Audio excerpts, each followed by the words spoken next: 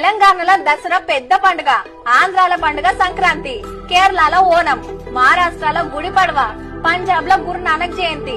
ఇట్లా ఒక్కొక్క ఏరియాలో ఒక్కొక్క పండుగ ఉంటది. కానీ దునియా మొత్తానికి పండుగ అంటే క్రిస్మసే. ఎక్కువ దేశాలల్లో యేసు ప్రభునే నమ్ముతారు. ఈవేళ ప్రపంచంలో అన్ని దేశాల్లో జరిగేటువంటి ఏకైక పండుగ క్రిస్మస్. క్రిస్మస్ పండుగ లేదా ప్రపంచంలో ఏ పండుగ జరగదు. ప్రపంచమంతటిలో ఎక్కువ మంది చేసే పండుగ క్రిస్మస్.